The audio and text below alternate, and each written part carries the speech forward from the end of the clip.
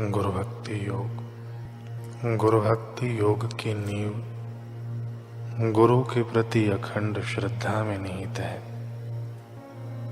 शिष्य को समझ में आता है कि हिमालय की एकांत गुफा में समाधि लगाने की अपेक्षा गुरु की निजी सेवा करने से वह उनके ज्यादा संयोग में आ सकता है।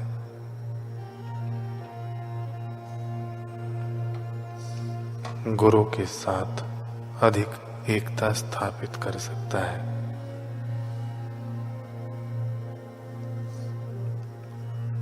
गुरु को संपूर्ण बिनशर्ती आत्मसमर्पण करने से अचूक गुरु भक्ति प्राप्त होती है।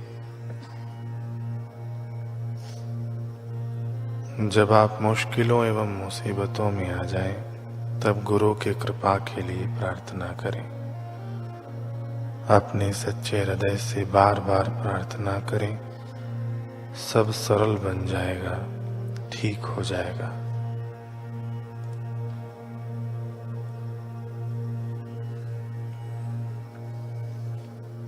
मंत्र का अर्थ है त्रायतेति मंत्रम।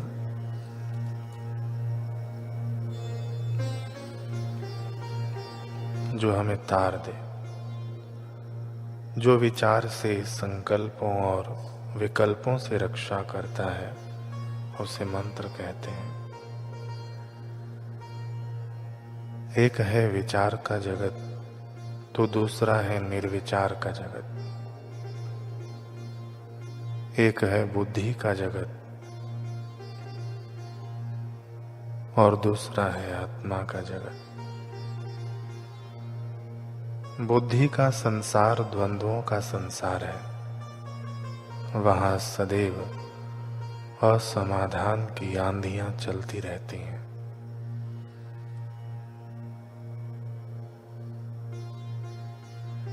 उस संसार में जीने वाला व्यक्ति सदैव संघर्षशील रहता है, सदैव दुखों से घिरा रहता है। आत्म जगत में विहार करने वाला व्यक्ति सदैव सुख में रहता है। मंत्र एक सेतु का कार्य करता है। उसके सहारे से साधक विचार की विशाल सागर को सहजता से पार कर लेता है। परंतु इसके लिए आवश्यक है कि वह दीक्षित किसी सद्गुरु से हो। किसी पुस्तक को पढ़कर या किसी से सुनकर अगर आप मंत्र का उपयोग करेंगे तो वह कभी लाभ न देगा। एक महात्मा से किसी जिज्ञासु ने पूछा कि महात्मा जी, मंत्र देने का अधिकार किसको है? महात्मा ने उत्तर दिया, जिसे मंत्र देने का अधिकार है वही दे सकता है। अनधिकारी व्यक्ति को मंत्र देने का अधिकार नहीं है। जिज्ञासु ने कहा, महात्मा जी, अधिकारी अनधिकारी की बात तो ठीक प्रकार से, इस बात को ठीक प्रकार से समझाइए कि अधिकारी कौन है और अनधिकारी कौन है। संत ने अपनी बात को स्पष्ट करते हुए कहा कि एक बार एक राजा किसी विशेष कार्य से अपने मंत्री के घर गया। राजा के साथ उसके अंगरक्षक भी थे। जिस समय राजा मंत्री के घर पहुंचा, उस समय मंत्री अपने साधना कक्ष में किसी मंत्र की साधना कर रहा था। बिल्कुल सीधे बैठकर एकाग्रता पूर्वक वह जप कर रहा था।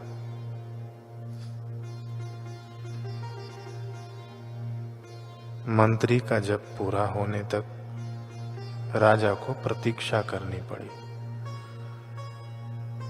जब पूरा होने के पश्चात मंत्री कक्ष से बाहर आया और उसने राजा का अभिनंदन किया।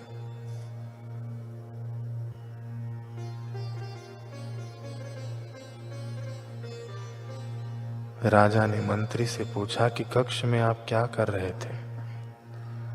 मंत्री ने कहा, महाराज, मैं मंत्र की साधना कर रहा था। राजा बोला, वह मंत्र आप मुझे भी दे दें, जिससे मैं भी जप कर सकूं।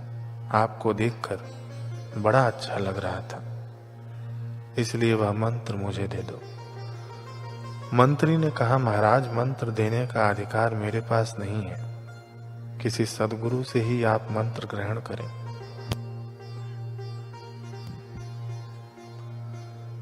राजा ने हठ किया। तुम जानते हो मंत्री, तुम किसे मना कर रहे हो? मुझे ये मंत्र चाहिए। मैं किसी गुरु को नहीं जानता। ये मंत्र तुम्हें पता है, वह मंत्र मुझे दे दो। अब राजहट के सामने मंत्री क्या करे? मंत्री बुद्धिमान था। उसने एक युक्ति से राजा को समझाने का प्रयत्न किया। उसने राजा के साथ आए हुए सैनिकों को आदेश दिया, सैनिकों, राजा को गिरफ्तार कर लो। सैनिकों ने मंत्री की बात को सुनकर भी अनसुना कर दिया। मंत्री ने कई बार अपने आदेश को दोहराया कि राजा को गिरफ्तार करो, परंतु सैनिकों ने मंत्री के आदेश पर ध्यान नहीं दिया।